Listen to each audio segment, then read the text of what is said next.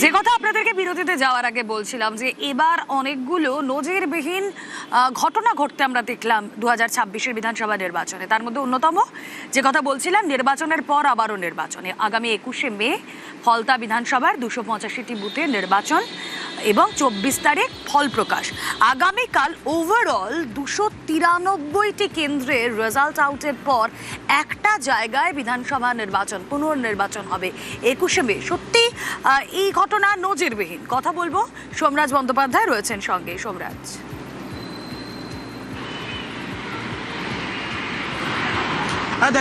একদমই দেখো, নির্বাচন কমিশনের এটা একটা নজিরবিহীন সিদ্ধান্ত এবং সাম্প্রতিক সময় এটা একটা ব্যতিক্রমী ঘটনাও হয়ে দাঁড়ালো রাজ্যের কাছে। তার কারণ ফলতা বিধানসভায় ফের ভোট গ্রহণ করবে নির্বাচন কমিশন। গত 29শে এপ্রিল দ্বিতীয় দফার যে ভোট হয়েছে সেখানে ফলতা বিধানসভার যে ভোট গ্রহণ হয়েছে, গোটা ভোট গ্রহণ প্রক্রিয়াটাকেই বাতিল করলো নির্বাচন কমিশন। কেন না, তার কারণ হিসেবে নির্বাচন কমিশন রাজ্যের মুখ্য নির্বাচনী আধিকারিককে যে চিঠি দিয়েছে সেখানে বলা হয়েছে 70টিরও বেশি বুথে দেখা যাচ্ছে ভিডিও ফুটেজ ট্যাম্পারিং হয়েছে, ওয়েবকাস্টিংয়ের ক্যামেরায় একটি নির্দিষ্ট সময় রেকর্ডিং হয়নি। বুথ ধরে ধরে কি কি অভিযোগ উঠেছে এবং সেই অভিযোগের প্রেক্ষিতে কি প্রমাণ পাওয়া গেছে তার বিস্তারিত তথ্য উল্লেখ করা হয়েছে। এবং সেই কারণে নির্বাচন কমিশন মনে করছে যতগুলি বুথে এই অভিযোগ উঠেছে সেটা মোট ভোটারের 22%-এরও বেশি। আর নির্বাচন কমিশন তাই বাকি বুথগুলিরও ভোট গ্রহণ নিয়ে সন্দেহ প্রকাশ করছে। আর সেই কারণেই ফলতা বিধানসভায় ফের ভোট নেওয়ার প্রয়োজন রয়েছে। তাই আগামী 21শে মে ফলতা বিধানসভায় ভোট হবে এবং 24শে মে গণনা হবে। এক্ষেত্রে আগামীকাল রাজ্য জুড়ে 293টি বিধানসভার গণনা হবে। এক্ষেত্রে আগামীকাল যে ম্যাজিক ফিগার দাঁড়াবে সেটা হচ্ছে 147। ইতিমধ্যে নির্বাচন কমিশনের তরফে যাবতীয় প্রস্তুতি নিয়ে নেওয়া হয়েছে এবং কমিশন সূত্রে জানা যাচ্ছে আজ দুপুরের পর রাজ্যের মুখ্য নির্বাচনী আধিকারিকের একটি বৈঠক করার কথা রয়েছে সামগ্রিকভাবে গণনার প্রস্তুতিকে কেন্দ্র করে। ফলত আগামীকাল যে গণনা হবে সেখানে 293টি বিধানসভার ভোটের ফলাফল গণনা হবে এবং তারপরে সেই ম্যাজিক ফিগারের সংখ্যা দাঁড়াবে 147।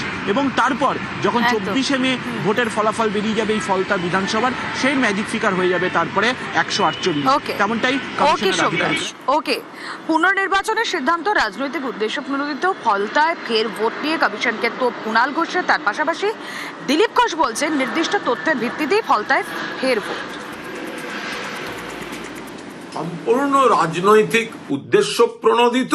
যে সময় এই পুনর্নির্বাচনের নির্দেশ দেওয়া হয়েছে ততক্ষণে 230-এর বেশি আসন নিয়ে মমতা বন্দ্যোপাধ্যায় সরকার গঠন করে ফেলেছেন এবং ফলতাতেও আবার তৃণমূলের প্রার্থী জিতবেন। আপনাদের শুধু শুধু পণ্ডশ্রম হচ্ছে। যদি এত রিগিং হয়ে থাকে তাহলে আপনারা ভোটের দিন রিয়াক্ট করলেন না কেন? মুজরো সিংহম কি করছিল? এত সেনা, আধা সেনা, সাঁজোয়া বাহিনী কি করছিল?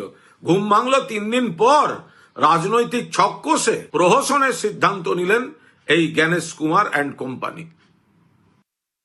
ওরা তো 77টা বুথ বলেছিল, কিন্তু সমস্ত বুথ থেকে কমপ্লেন এসছে। কত বছর ধরে ওখানকার লোক ভোট দিতে পারে না। পঞ্চায়েত হোক, বিধানসভা হোক, পৌরসভা হোক আর লোকসভা হোক, কোনো ভোট দিতে পারে না। আগের দিন রাত্রেবেলা সবার বাড়ি থেকে আর ভোটার কার্ড ছিনিয়ে নেওয়া হতো, কেউ ভোট দিতে পারতো না। আর অন্য লোক ভোট দিত। 8 লাখ ভোটে ওখানে লিড হয় লোকসভায়। এর রহস্যটা ওখানেই। নির্বাচন কমিশন জানে গত কয়েকটা নির্বাচনের রেকর্ড ওদের কাছে আজকে ভোট হয়েছে। প্রথম থেকে ওরা কড়াকড়ি করেছে ওখানে।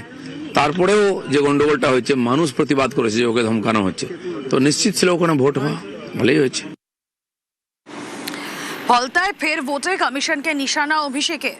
জ্ঞানেশ কুমারকে কড়া ভাষায় আক্রমণ অভিষেক বন্দ্যোপাধ্যায়। বিজেপিকে বাংলা বিরোধী গুজরাটি চক্র বলে তো 10 জন্মেও ডায়মন্ড হারবার মডেলের কেউ ক্ষতি করতে পারবে না। ফলতায় পুনর্নির্বাচনের সিদ্ধান্তে রণংদেহী অভিষেক। সোশ্যাল মিডিয়ায় পোস্ট করে কমিশন ও বিজেপিকে তো